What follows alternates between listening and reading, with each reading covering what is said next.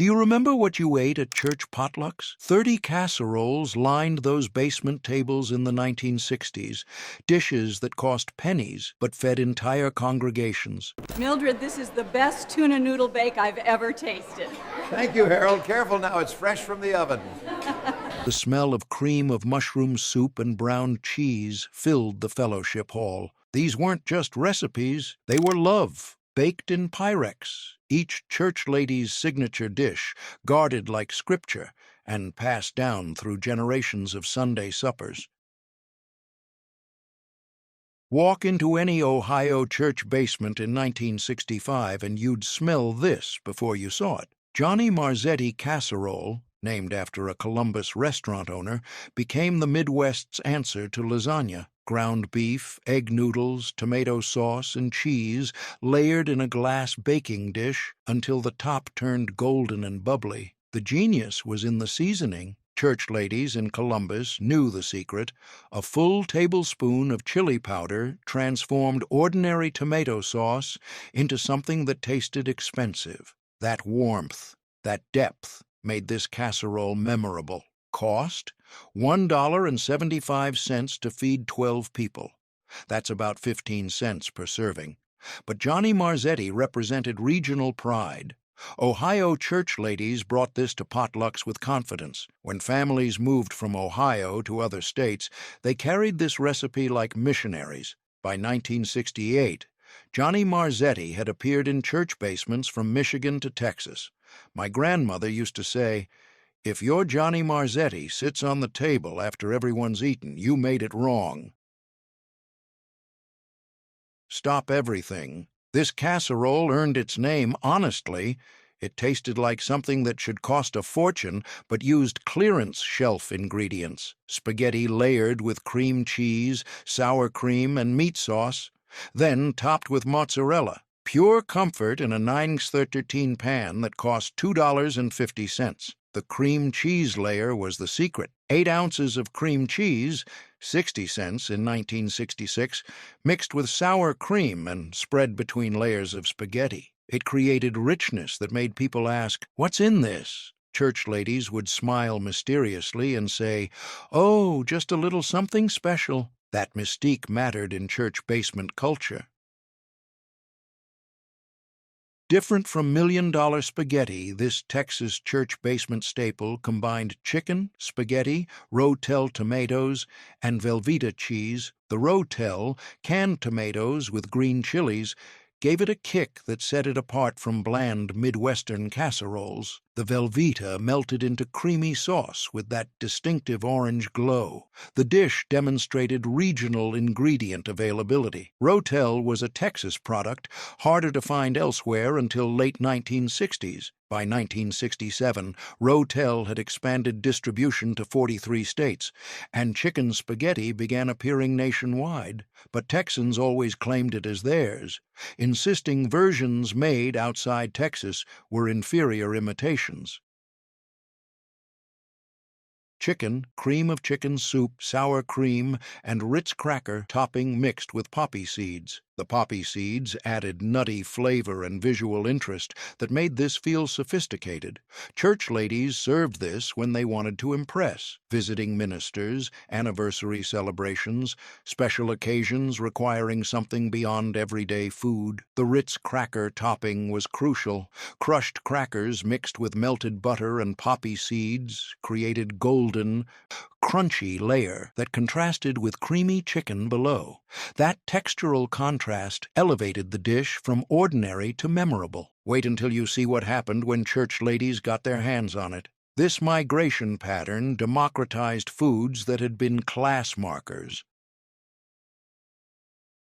Chicken pieces baked with broccoli, cream of mushroom soup, mayonnaise, and curry powder topped with cheese and breadcrumbs. The curry powder was the surprise, just a teaspoon, enough to add warmth without making it ethnic or threatening to conservative church palates. This recipe appeared around 1964.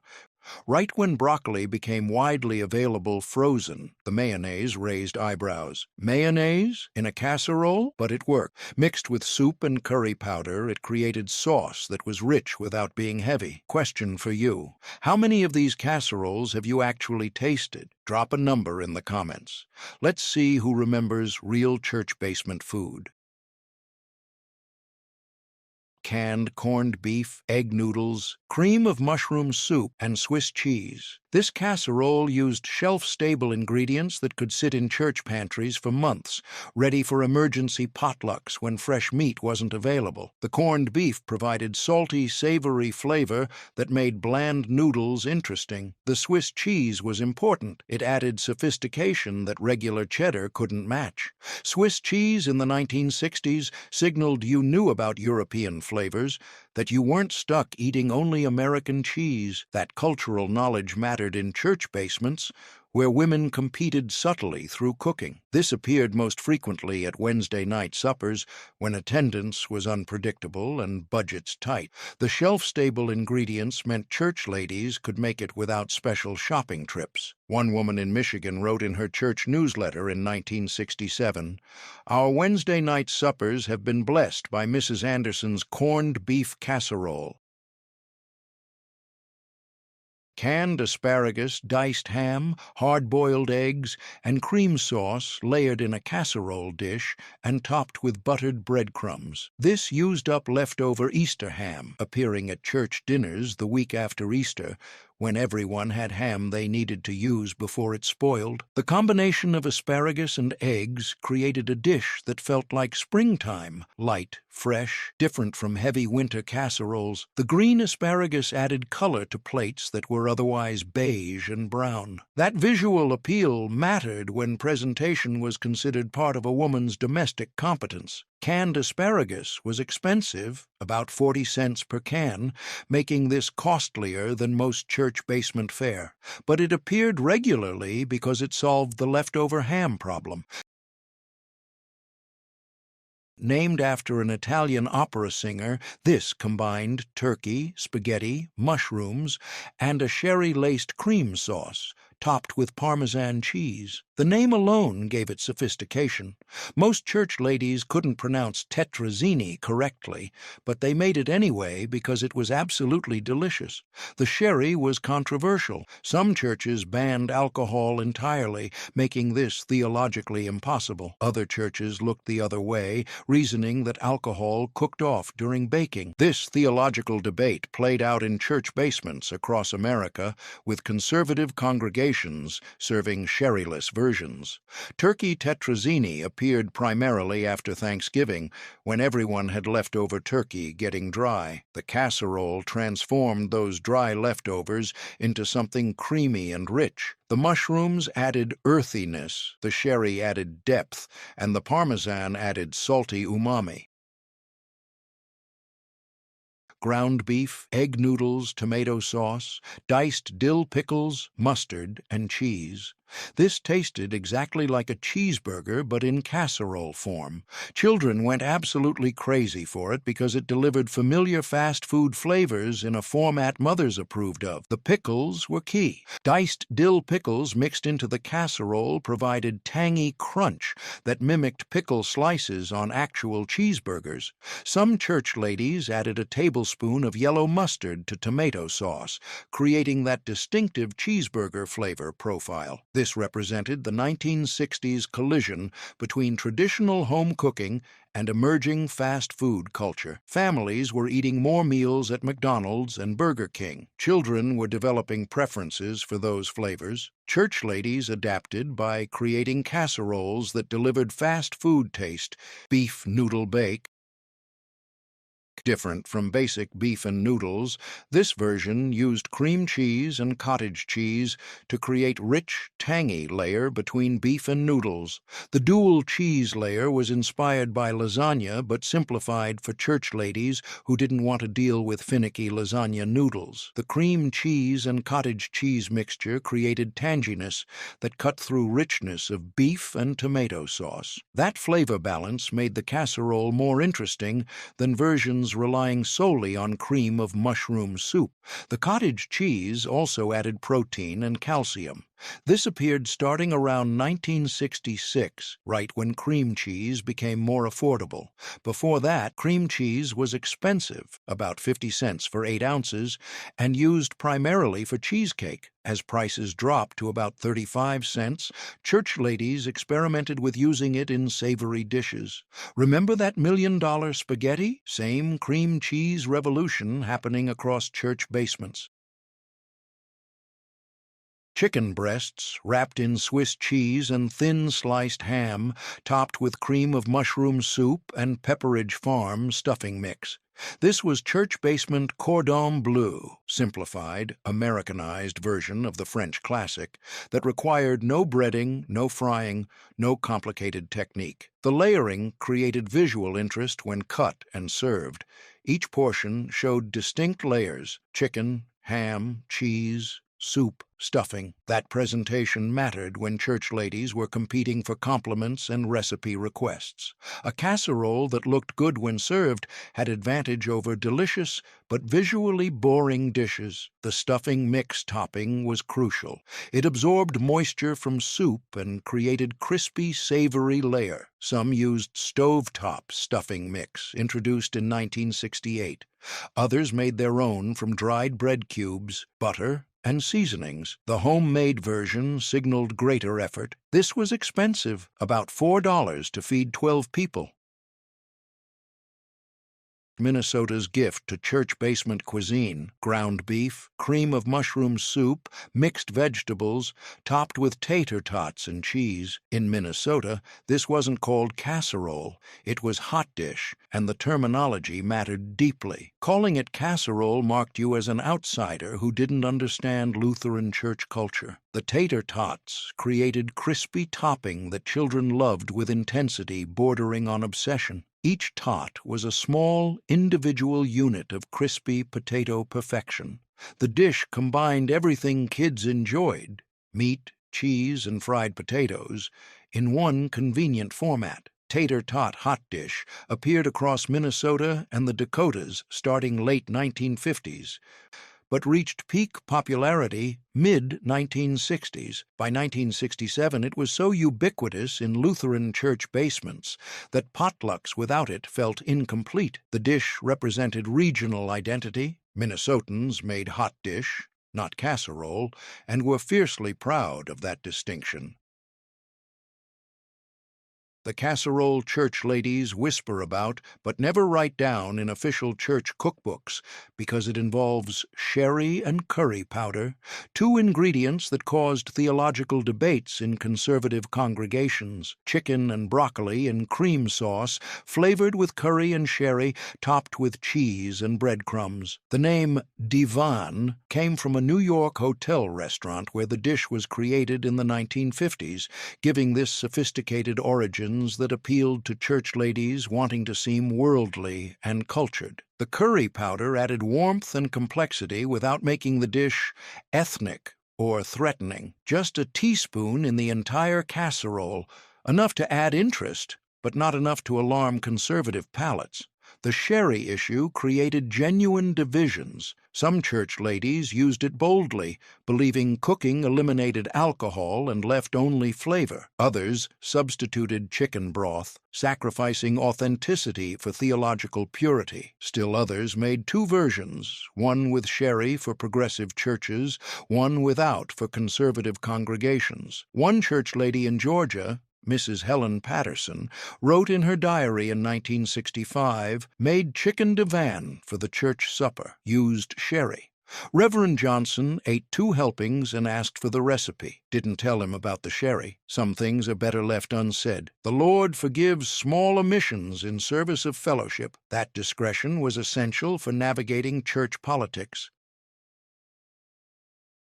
Ground beef, cream-style corn, egg noodles, and cheese. This combined sweet corn with savory beef in a way that shouldn't have worked, but absolutely did. The cream-style corn created moisture and sweetness that balanced the beef's richness. The result was comfort food that tasted like Midwest summers. The cream-style corn was essential. Regular corn kernels didn't provide the same creamy binding that held the casserole together. That thick, sweet corn sauce coated noodles and beef, creating cohesive dish. Some church ladies added a can of whole kernel corn for texture variation. This was particularly popular in Iowa, Nebraska, and Kansas, states where corn wasn't just a crop, but cultural identity. Church ladies in these states made casseroles celebrating corn, showcasing its versatility. Children loved this because it was slightly sweet. The cream-style corn added sugar that made the entire dish more appealing to young palates. Think you've seen everything? The next 6 casseroles get even more creative, and the stories behind them? They'll change how you see church basement culture forever. Pork chops layered with sliced potatoes, cream of mushroom soup, and onions. This required more preparation than dump and bake versions because pork chops needed browning first in hot skillet. That extra step signaled the cook had invested time and effort, elevating the dish's status among congregation members who noticed such details. The browning created flavor through the Maillard reaction, the chemical process creating rich, savory tastes when proteins and sugars interact at high heat. Church ladies didn't know the chemistry, but they knew browned pork chops tasted better than raw ones thrown into casseroles. That empirical knowledge, passed down through generations, created better food without requiring formal culinary education. The sliced potatoes absorbed flavors from pork chops and soup as everything baked together for 90 minutes. By the time the casserole was done, potatoes had transformed from bland starch into savory vegetables, tasting like pork and mushrooms. This appeared most frequently at fall church dinners when pork was abundant and affordable. Bulk, sausage, rice, cream of mushroom soup, and water baked together until rice was tender and had absorbed all liquid.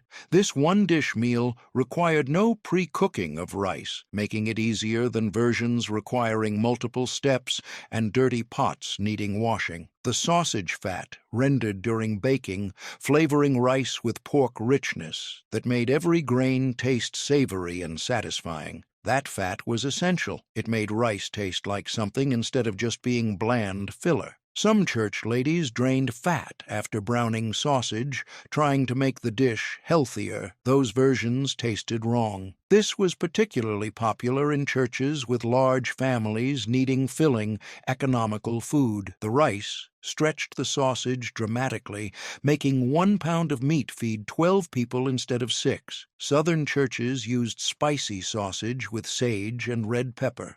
Midwestern churches used mild sausage with just salt and pepper. Corn tortillas layered with ground beef, enchilada sauce, cheese, and onions.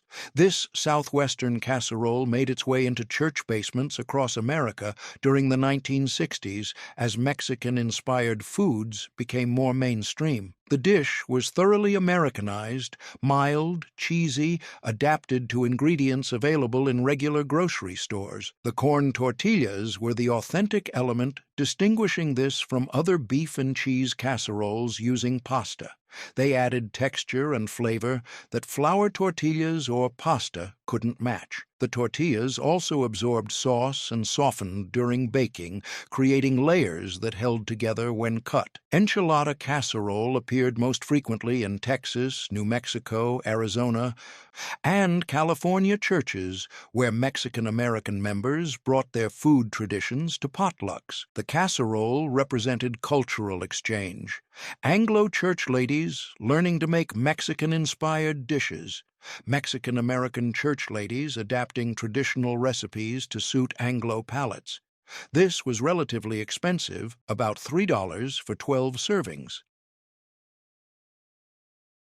Different from beef version, this used shredded chicken, green enchilada sauce, sour cream, and white cheese to create milder, creamier casserole. The green sauce, made from tomatillos and green chilies, was less common than red sauce, giving this distinctive flavor. The sour cream layer was crucial. Mixed with green sauce and spread between tortilla layers, it created tanginess balancing richness of cheese and chicken. That flavor balance made the casserole more sophisticated than versions relying solely on cheese. This appeared primarily in churches with more educated, traveled congregations exposed to regional Mexican cuisine beyond Tex-Mex. The green sauce wasn't available in all grocery stores, so making this required shopping at specialty stores or making sauce from scratch. By 1968, canned green enchilada sauce became more widely available, democratizing this casserole. Canned tuna, rice, cream of celery soup, and peas.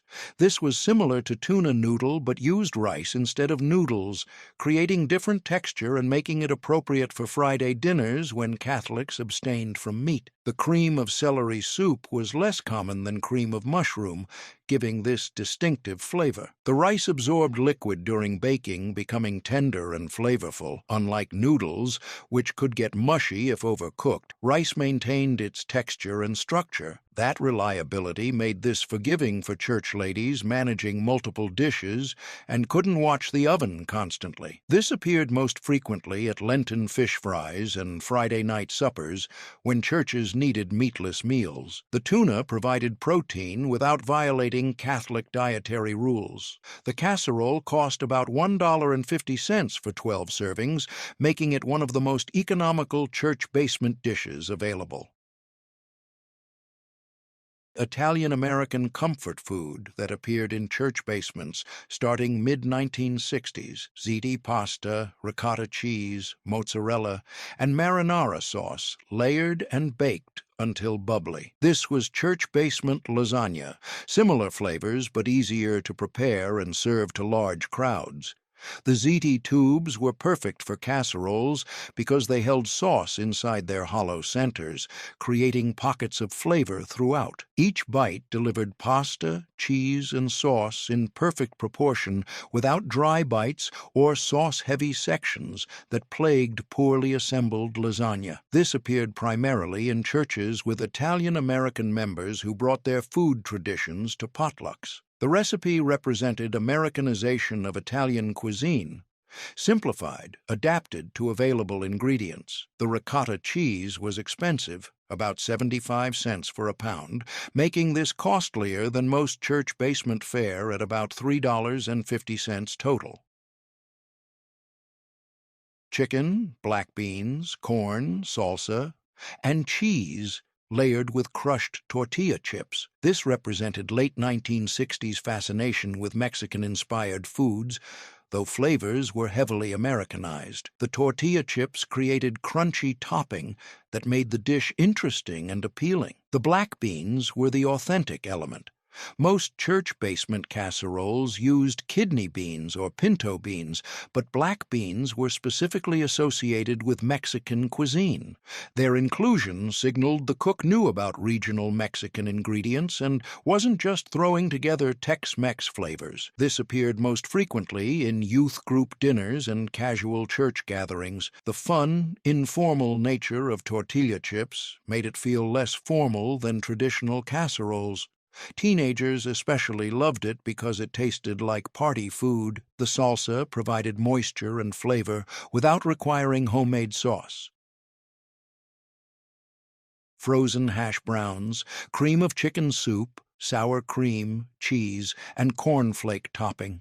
This became so popular it transcended church basement origins to appear at holiday dinners and family reunions. The frozen hash browns made it incredibly easy. No peeling, no grating, no preparation beyond opening a bag. The sour cream created tanginess, elevating this beyond ordinary potato casseroles. That tang balanced richness of cheese and soup, preventing the dish from being heavy. The The cornflake topping added crunch and slight sweetness, making the casserole more interesting. This appeared at church breakfasts, brunches, and dinners.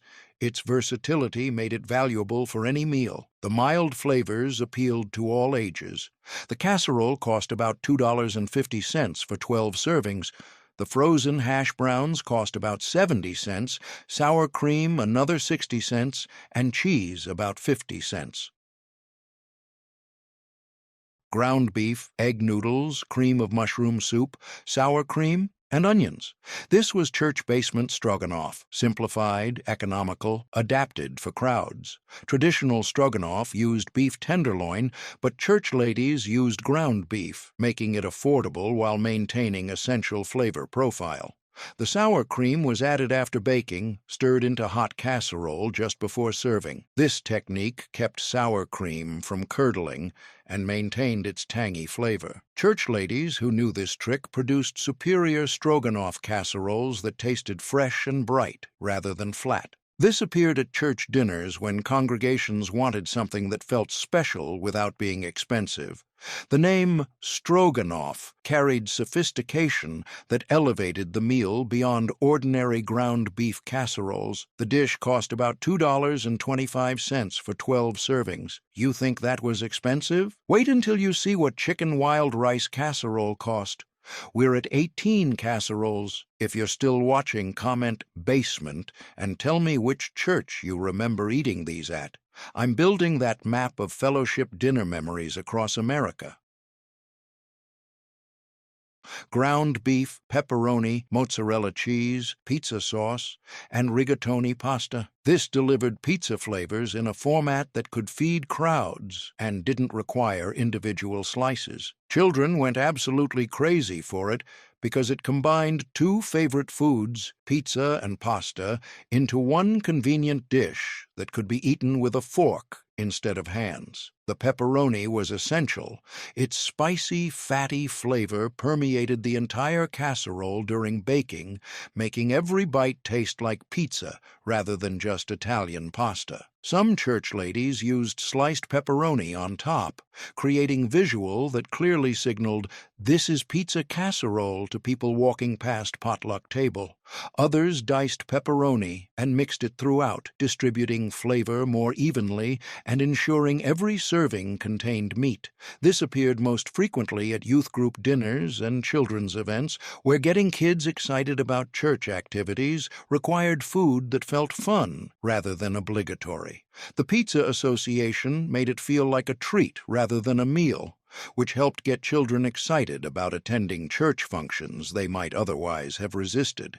The dish was relatively expensive, about $3 for 12 servings, because both ground beef and pepperoni cost money, and mozzarella cheese was more expensive than cheddar. But it appeared regularly anyway because it was so effective at attracting children to church events and improving attendance.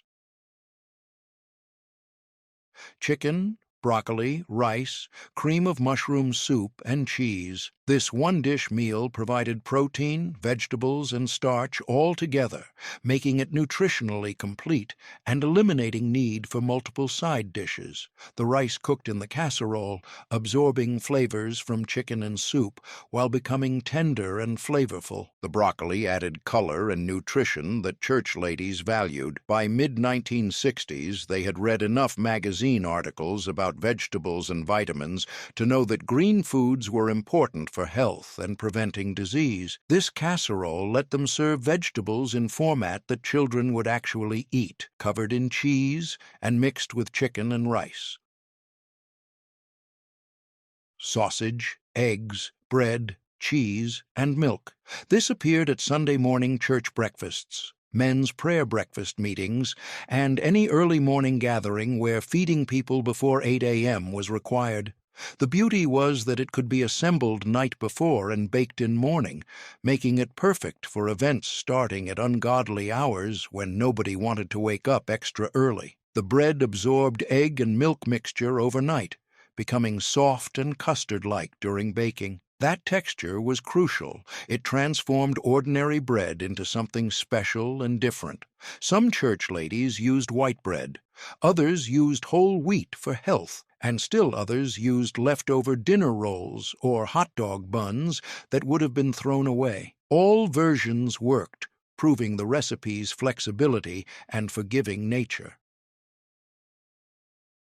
Canned tuna, mushrooms, cream of mushroom soup, and chow mein noodles. This was completely different from traditional tuna noodle because it used crispy chow mein noodles instead of egg noodles, creating completely different texture that was crunchy rather than soft. The crunch from noodles made it interesting and appealing in ways that soft casseroles weren't. The mushrooms added earthiness that elevated the casserole beyond basic tuna and soup combinations that dominated Friday church dinners. Fresh mushrooms were expensive, but canned mushrooms were affordable at about 30 cents per can and added flavor without breaking church budgets. That economy made mushrooms accessible to church ladies who wanted to create more sophisticated dishes without spending significantly more money.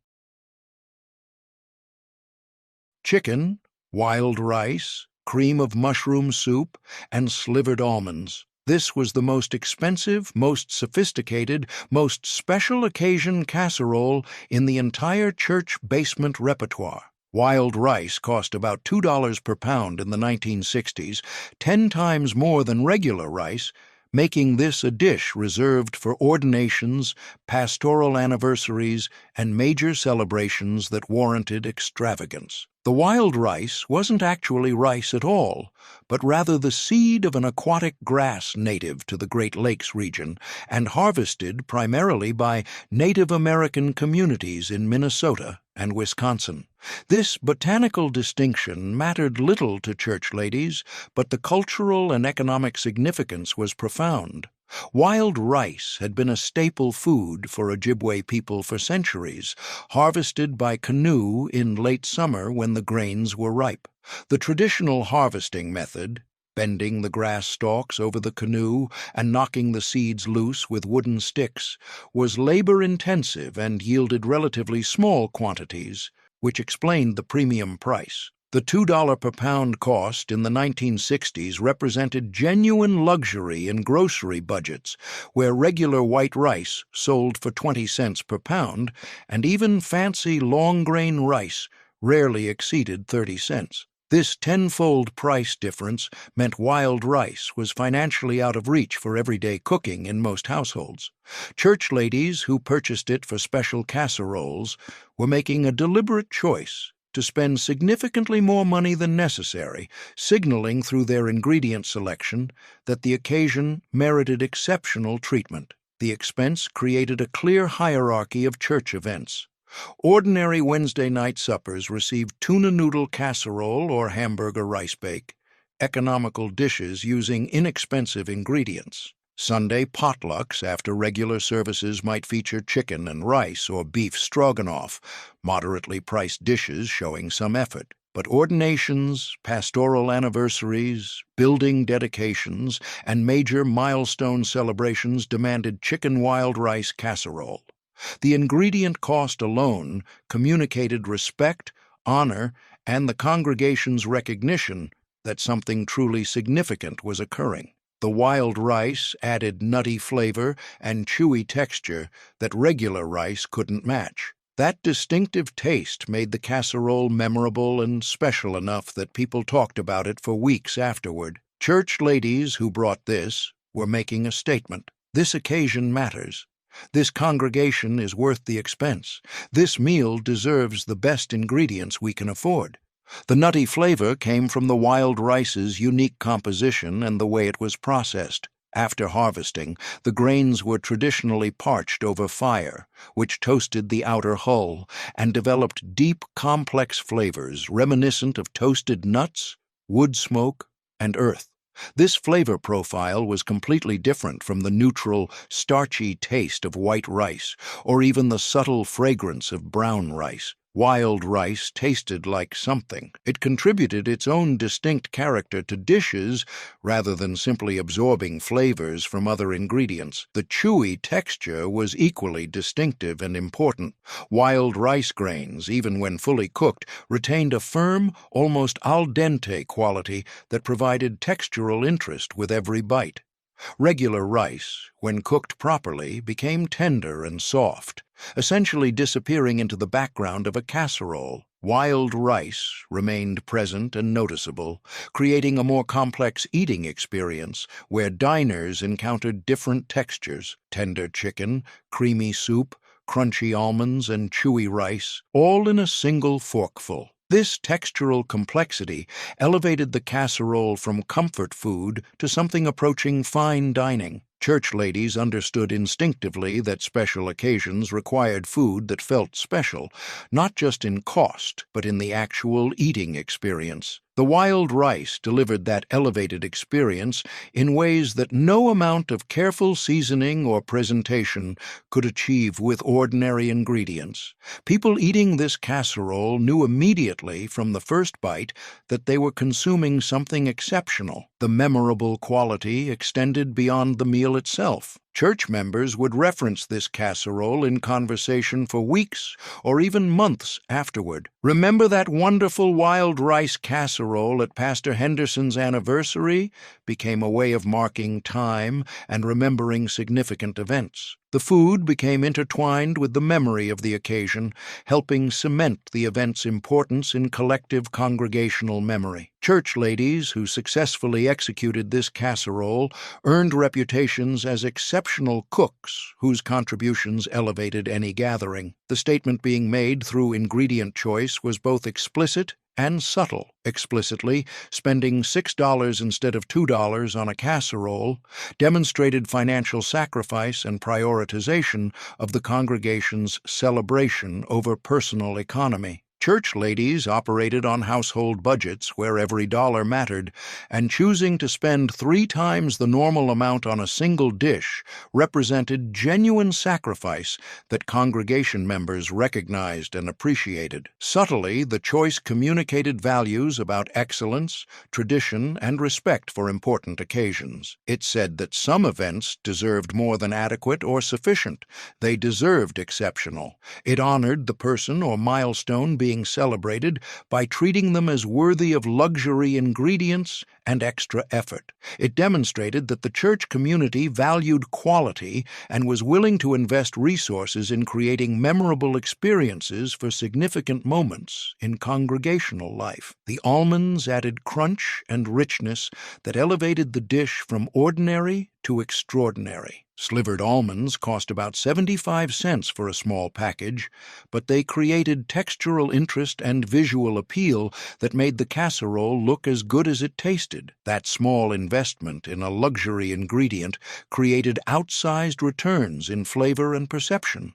Slivered almonds, blanched almonds, sliced lengthwise into thin strips, provided multiple contributions to the casserole's success. The crunch was primary and essential. After toasting in the oven during baking, the almonds became golden brown and crispy, creating textural contrast with the creamy casserole base. This crunch remained even after the casserole sat on a buffet table, unlike breadcrumb toppings that could become soggy.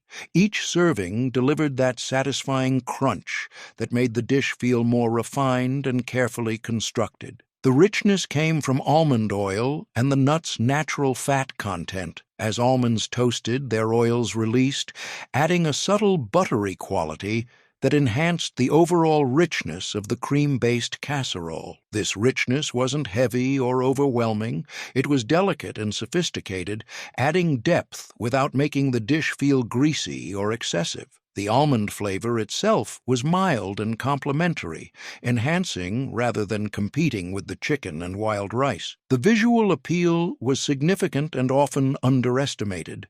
The golden brown almonds scattered across the top of the casserole created an attractive, finished appearance that signaled care and quality. When the casserole was brought to the potluck table, the almond topping caught the eye and looked deliberately elegant in ways that plain cheese or breadcrumb toppings did not. This visual quality mattered in church settings where food presentation was part of how women demonstrated their domestic competence and care for the congregation. The 75-cent cost for a small package of slivered almonds represented another luxury ingredient choice, though less extreme than the wild rice. Regular peanuts cost about 35 cents per pound, making almonds more than twice as expensive. The choice of almonds over more economical nuts signaled sophistication and refinement. Almonds carried associations with elegance and fine cooking that peanuts, despite being perfectly good nuts, simply did not possess in 1960s American food culture. This appeared rarely, maybe once or twice a year at most churches. Its scarcity made it more special and anticipated. When it appeared on potluck table, people knew something important was being celebrated. Ground beef, canned tamales, enchilada sauce, and cheese. This used canned tamales as a base, making it easier than versions requiring making tamales from scratch, which would have taken hours. The canned tamales cost about 50 cents per can and provided both the masa and the filling, eliminating hours of preparation time that busy church ladies didn't have. The canned tamales represented a revolutionary shift in how Mexican-inspired food entered American church kitchens during the 1960s. Traditional tamale making was an elaborate, labor-intensive process requiring specialized knowledge passed down through generations of Mexican and Mexican-American families. The process involved preparing masa dough from treated corn, creating seasoned meat fillings, spreading masa on corn husks, adding filling, folding husks into precise packages, and steaming them for hours until cooked through. This required not only time, but also specific equipment, large steamers or tamale pots, and cultural knowledge about proper techniques that couldn't be learned from cookbooks alone. Canned tamales eliminated every single one of these barriers. A church lady could walk into any grocery store, purchase cans of pre-made tamales, and have the foundation for a casserole without any specialized knowledge or equipment. The tamales came fully cooked and seasoned, ready to be incorporated into recipes with minimal additional work. Each can contained 6 to 8 tamales, depending on the brand, with the corn husks already removed and the tamales packed in mild sauce that added moisture and flavor. The 50-cent price point per can was significant in the context of 1960s grocery costs. This was more expensive than many canned goods. Canned vegetables typically cost 15 to 20 cents, canned soups about 25 cents. But the convenience justified the premium. 2 cans of tamales at $1 total provided the base for a casserole feeding 12 people, working out to about 8 cents per serving just for the tamales. When church ladies calculated the time savings, easily 3 to 4 hours of hands-on work eliminated, the cost became clearly worthwhile. The masa and filling combination in canned tamales was crucial to the casserole's success. The masa, corn dough, provided starchy substance that made the casserole filling and satisfying. The meat filling inside each tamale added protein and savory flavor throughout the dish. This dual contribution meant that canned tamales weren't just a shortcut, they were actually an effective ingredient that performed multiple functions simultaneously, replacing what would have required separate components if built from scratch. The casserole represented ultimate inconvenience cooking. Open cans, layer ingredients, bake. That simplicity made it accessible to church ladies who were intimidated by Mexican cooking or who didn't have time for elaborate preparations that required specialized equipment or ingredients. The result was Mexican-inspired flavor without the work that authentic Mexican food required. The assembly process took perhaps 15 minutes of actual work. Church ladies would brown ground beef with onions and seasonings, drain excess fat, then begin layering in a large baking dish. Canned tamales went on the bottom, arranged in a single layer, browned ground beef spread over the tamales, followed by enchilada sauce poured evenly across everything. Shredded cheese covered the top, creating a golden, bubbly layer during baking. The entire dish then went into a moderate oven for 30 to 40 minutes until heated through and cheese melted completely. This simplicity was genuinely revolutionary for church ladies approaching Mexican-inspired cooking with trepidation. Many had never tasted authentic Mexican food and relied entirely on Americanized versions available in grocery stores. The unfamiliar flavors, cumin, chili powder, cilantro, made them nervous about cooking disasters or creating dishes their congregations would reject. The canned tamale casserole provided a safe entry point into this cuisine. If people didn't like it, the financial and time investment was minimal. If they did enjoy it, the church lady could confidently make it again without fear of failure. The intimidation factor around Mexican cooking in non-Hispanic churches was real and significant. Cookbook instructions often assumed knowledge that Anglo church ladies didn't possess. What exactly was masa? Where did you buy it? How did you know if tamales were properly steamed? These questions without obvious answers created anxiety that prevented experimentation. Canned products eliminated these knowledge barriers entirely. The can label provided all necessary information: ingredients, heating instructions, serving suggestions, in English, using familiar cooking terminology that church ladies understood from years of American home cooking. The time factor was equally important. Church ladies in the 1960s were increasingly working outside their homes while still managing all traditional domestic responsibilities: cooking, cleaning, child care, and extensive church volunteer work. Church ladies in Kansas City or Atlanta could now purchase the same canned tamales that had been Southwestern staples for decades. The exotic appeal was carefully calibrated. The casserole offered enough novelty to seem interesting and different from the endless rotation of cream-of-soup-based dishes dominating church potlucks. The name itself, tamale casserole, signaled something special and unusual. Church ladies bringing this could expect questions, recipe requests, and compliments on their adventurousness. This social reward motivated continued preparation and sharing of the recipe. However, the familiar elements were equally important for acceptance. Ground beef was completely standard in church cooking. Every church lady knew how to brown it properly and season it appropriately. Cheese was universal and beloved, particularly the mild cheddar typically used. Even the enchilada sauce, while Mexican in origin, tasted relatively mild and tomato-based, similar enough to Italian pasta sauces that it didn't seem threateningly foreign. These familiar components provided comfort and reassurance that the dish wouldn't be too strange or spicy. Conservative palates in 1960s churches were genuinely suspicious of unfamiliar foods. Many congregation members had limited exposure to cuisines beyond standard American fare: meat, potatoes, vegetables, casseroles. Strong flavors, unusual spices, or unfamiliar textures often met resistance or outright rejection. Church ladies learned to introduce new foods cautiously, emphasizing familiar elements and downplaying exotic aspects. The tamale casserole succeeded because it balanced novelty with familiarity perfectly, offering just enough difference to be interesting without triggering the suspicion that greeted genuinely challenging flavors. Bulk sausage, cornbread mix, cream-style corn, and cheese.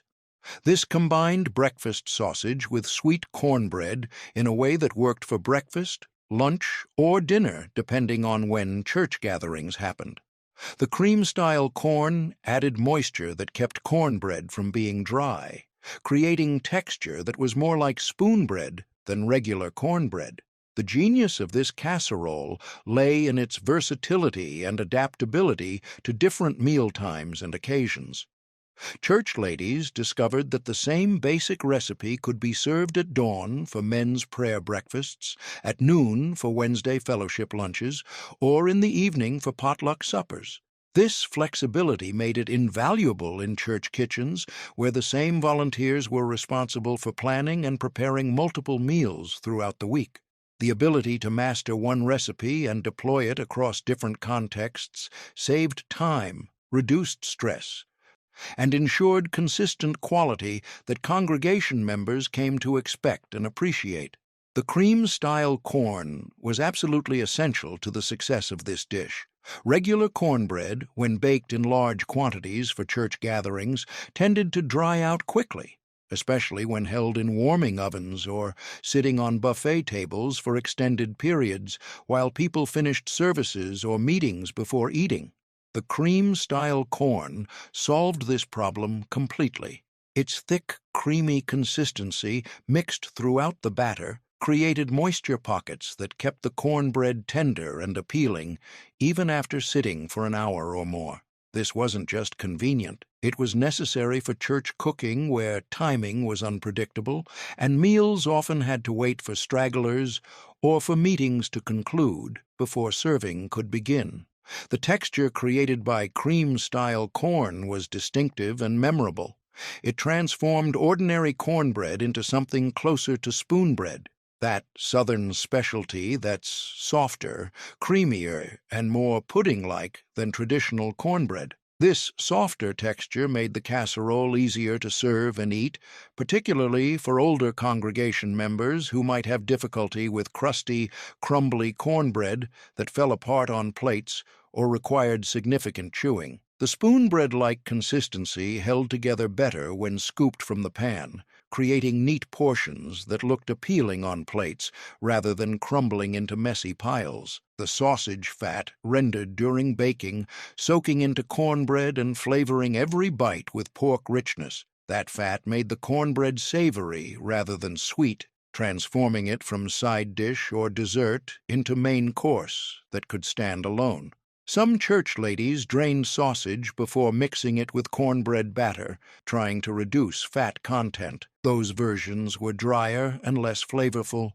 The rendering process was crucial to understanding why this casserole worked so brilliantly. As the bulk sausage cooked in the oven, its fat melted and liquefied, seeping downward through the cornbread batter due to gravity and the porous nature of the baking mixture. This wasn't a flaw, it was the fundamental mechanism that made the dish successful. The pork fat carried with it the seasonings from the sausage, sage, black pepper, salt, and sometimes red pepper flakes, distributing these flavors throughout the entire casserole rather than concentrating them only in the meat portions. This fat migration created layers of flavor that made every bite interesting and satisfying. The top of the casserole, where less fat accumulated, remained slightly drier and developed a golden crust. The middle sections absorbed moderate amounts of fat, becoming rich and moist. The bottom layer, where fat pooled during baking, became almost indulgently rich, with concentrated pork flavor that some people specifically sought out when serving themselves. These textural and flavor variations within a single dish meant that different people could find their preferred portion, some choosing drier top pieces, others seeking out the richer bottom sections. The transformation from sweet to savory was perhaps the most important aspect of this casserole. Traditional cornbread in the South often contained significant sugar, making it almost cake-like and suitable for serving as dessert or sweet side dish. The addition of savory breakfast sausage completely reversed this flavor profile. The pork fat and meat seasonings overwhelmed any sweetness from the cornbread mix, creating a decidedly savory dish that functioned as a main course rather than an accompaniment. This transformation was essential for church meals, where the casserole needed to be substantial and filling rather than merely supplementary. The debate over draining the sausage revealed deeper philosophical divisions among church ladies about cooking, health, and flavor. Those who drained the fat were responding to emerging nutritional advice in the 1960s about limiting fat intake and reducing calories. Magazine articles and television programs were beginning to discuss cholesterol, heart disease, and the connection between dietary fat and health problems. Church ladies who read these articles and watched these programs felt responsible for serving healthier food to their congregations, particularly to older members who might be at risk for heart problems. However, draining the fat created significant problems for the casserole. Without adequate fat to moisten the cornbread and carry flavors throughout, the dish became dry and relatively bland. The sausage pieces remained flavorful, but the cornbread surrounding them tasted ordinary, lacking the pork richness that made the undrained version so appealing. People eating the drained version often reached for butter to add moisture and flavor, potentially consuming as much fat as they would have from the undrained version, just from a different source. This irony wasn't lost on church ladies who observed eating patterns and noticed that their healthier versions required additional butter, gravy, or other fatty additions to make them palatable. The texture problems with drained versions were equally significant. Dry cornbread crumbled when served, creating messy plates and making the casserole difficult to eat gracefully. In church settings, where people often ate while standing and socializing, or while balancing plates on their laps during fellowship time, this crumbliness was genuinely problematic. Food that fell apart was embarrassing and inconvenient, leading people to avoid the casserole in favor of more cohesive dishes that could be eaten neatly. Church ladies who consistently brought dry, crumbly versions eventually noticed that their casseroles weren't being eaten enthusiastically, with significant portions remaining at the end of meals, a subtle but clear signal that their recipe needed adjustment. This was particularly popular at men's breakfast meetings, where hearty, filling food was expected and appreciated by men who did physical labor.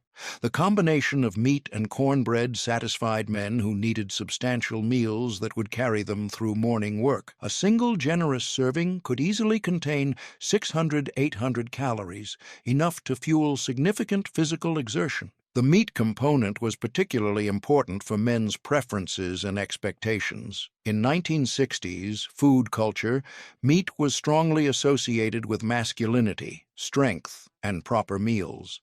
Men often dismissed meatless dishes as inadequate or feminine, suitable for women's luncheons but insufficient for men's needs. The prominent sausage in this casserole signaled immediately that this was men's food, substantial, protein-rich, and designed for their appetites and preferences. Church ladies understood this psychology and deliberately chose recipes featuring meat prominently when cooking for men's events. The cornbread component added cultural resonance, particularly in Southern and Midwestern churches, where cornbread carried associations with traditional masculinity, farming culture, and hearty country cooking. Cornbread wasn't fancy or pretentious. It was honest, straightforward food that connected to rural roots and agricultural traditions many men valued. Serving cornbread at men's breakfasts reinforced these cultural connections and made the meal feel appropriate for masculine fellowship rather than uncomfortably refined or feminine. The practical aspects of eating this casserole also suited men's breakfast meetings. It could be eaten efficiently with just a fork, requiring no knife work or complex manipulation. Men eating quickly before work appreciated food that could be consumed without fuss. The casserole held together well enough to be eaten while standing and talking, which men often did at these informal gatherings rather than sitting formally at tables. It didn't require elaborate table settings or careful plating. It could be served directly from the baking pan onto simple plates, matching the casual, practical atmosphere of men's meetings. The dish cost about $2 for 12 servings. The sausage cost about $1, cornbread mix about 35 cents, and corn and cheese added minimal cost. That economy, combined with substantial portions, made it perfect for feeding crowds of hungry men who expected more than dainty portions and wouldn't be satisfied with light foods. The economics of church cooking were always significant considerations. Churches operated on limited budgets, with most food costs covered by volunteer contributions rather than church funds. Church ladies were expected to feed large groups generously while spending their own money on ingredients. This created constant pressure to find recipes that were both appealing and affordable, maximizing the number of people fed per dollar spent. At $2 total cost, this casserole fed 12 people for approximately 17 cents per serving. This was remarkably economical even by 1960s standards. For comparison, a simple meal of hamburger, bun, and minimal sides at a fast food restaurant cost about 45 cents in 1965. A plate lunch at a cafeteria might cost $1 or more. The church casserole provided a filling, satisfying meal at a fraction of restaurant costs, making it accessible for churches serving working-class congregations where many families lived on tight budgets. The ingredient breakdown revealed where costs concentrated and where savings could be found. The bulk sausage at $1 represented half the total cost, but was non-negotiable. The dish required substantial meat to satisfy expectations and provide adequate protein. Church ladies couldn't reduce sausage quantity without fundamentally changing the dish and disappointing the men who attended specifically for hearty, meat-centered food. The cornbread mix at 35 cents was a compromise between convenience and cost. Making cornbread completely from scratch, buying cornmeal, flour, baking powder, and other ingredients separately would have cost slightly less, perhaps 25 cents, saving a dime. However, the mix saved significant time and ensured consistent results. For busy church ladies preparing multiple dishes or cooking for events after working their own jobs, that time savings justified the modest additional cost. The reliability of commercial mixes also reduced the risk of baking failures that would waste ingredients and require last-minute replacements.